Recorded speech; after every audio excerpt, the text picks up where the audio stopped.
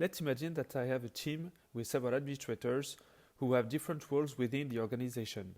Some of them only manage firewall support, so they use SMC only to access to the SNS web interface. They don't need write privileges on SMC, but they need to be able to modify the firewall configuration. Others manage the configuration at a global level. They need to be able to do modifications on SMC.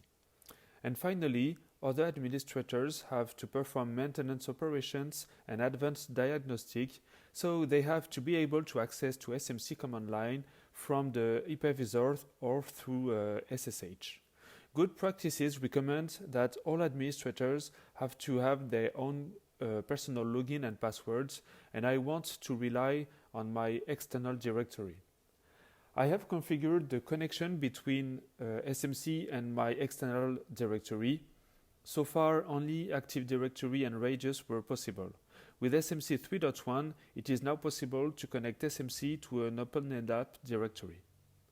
By the way, to guarantee that the administrator authentication on external directory always works, we can see that I have configured a backup directory which will be used if the primary one is not available.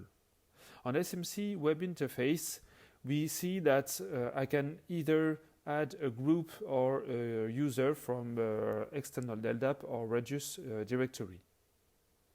With SMC 3.1, administrator management with external directory is less time-consuming and much more clearer than before, and I am more confident with the availability of the service.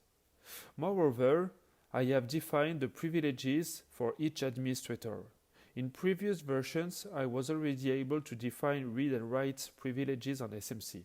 With SMC 3.1, I am able also to define privileges for SMC command line through the console or through SSH. I don't have to share root passwords with anyone anymore, which was both complicated to manage and also dangerous security-wise when an admin leaves the team, for example.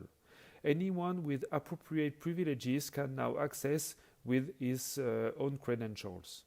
Let's imagine that there is an incident on SMC.